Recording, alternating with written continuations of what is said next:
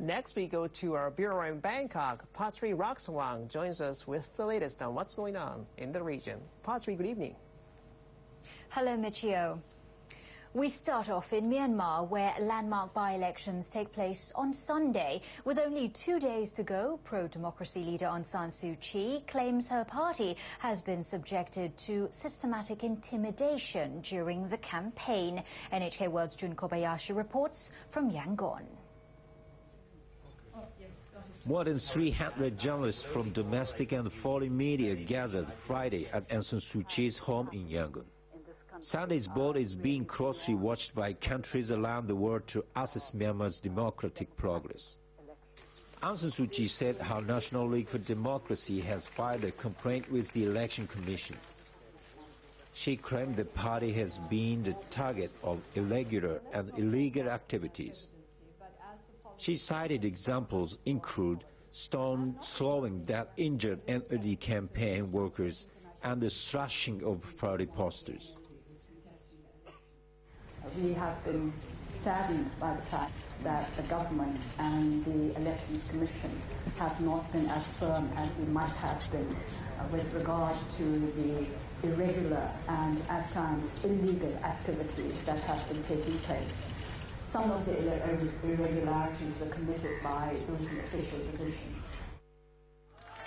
The by-elections will choose representatives for both chambers of parliament as well as local assemblies. But even if the National League for Democracy was to win all 43 seats available, its political power in the 664 seats parliament would be limited. The key focus will be whether the elections are free and fair. European nations and the United States will study the vote when deciding whether to ease economic sanctions on Myanmar. The claim of irregularities made by the Nobel laureates are likely to influence Western judgments. Jun Kobayashi, NHK World, Yangon. Sunday's elections in Myanmar are a rare moment of hope for members of the Rohingya ethnic minority. Tens of thousands of them have fled brutal treatment in Myanmar and now live as displaced persons. But as NHK World's Satomi Aso reports, they still dream of returning home. This photo exhibition is being held in central Bangkok ahead of the by-elections in Myanmar. Each photograph depicts the plight of the Rohingya, a Muslim minority originally from western Myanmar. Rohingya are denied citizenship in Myanmar. They say their land is confiscated and they suffer extortion and forced labor. Their persecution is made worse by their different racial background and their religion, Muslims in a Buddhist country. I felt sad. A democratic country should treat its citizens equally and fairly. I hope the Rohingya can return to their homeland and live their lives like everyone else.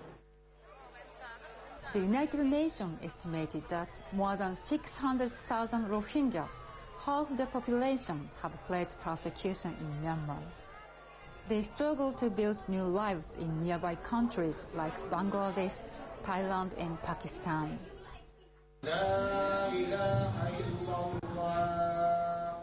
Here in Thailand, there are an estimated 20,000 displaced Rohingya.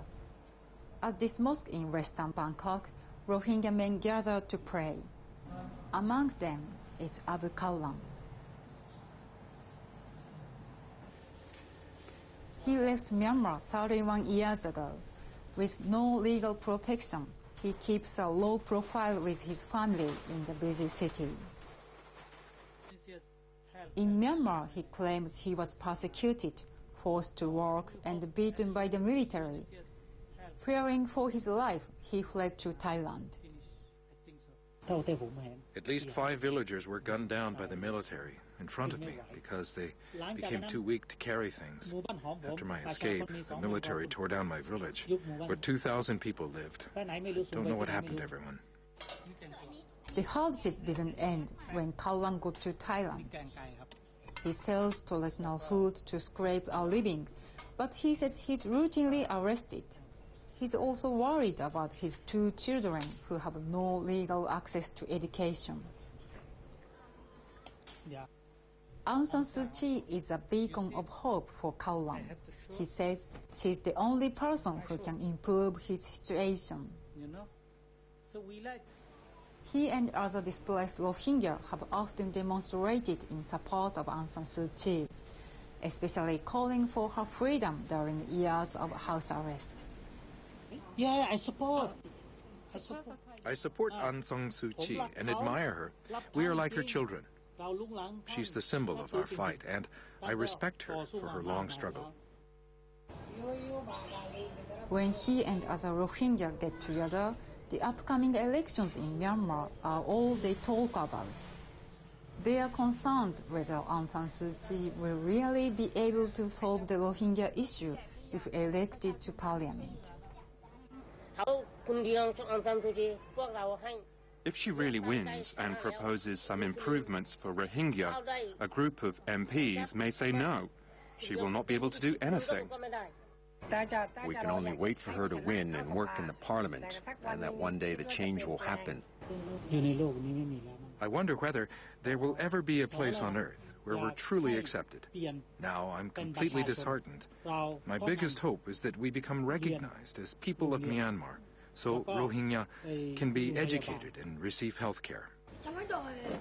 With no homeland of their own, the Rohingya are keenly watching Myanmar's upcoming by-elections, and in particular Aung San Suu Kyi. But whether she can offer them any meaningful change remains to be seen. Satomi Aso, NHK World, Bangkok. Lawmakers in Indonesia are discussing whether to approve a plan by the government to raise fuel prices by 30%. Outside Parliament, protesters have tried to disrupt the proceedings. Indonesia has been suffering from the surge in global oil prices amid tension with Iran and sanctions on its exports. A vote on the contentious issue has been delayed. The government has urged lawmakers to pass the law today, but some parties in the ruling coalition have indicated they may oppose it.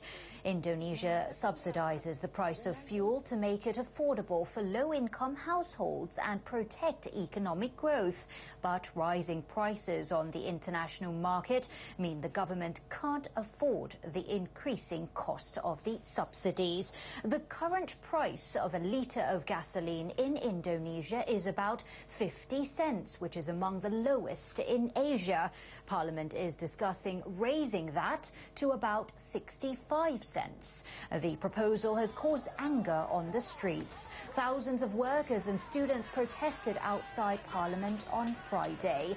They demanded the plan be scrapped.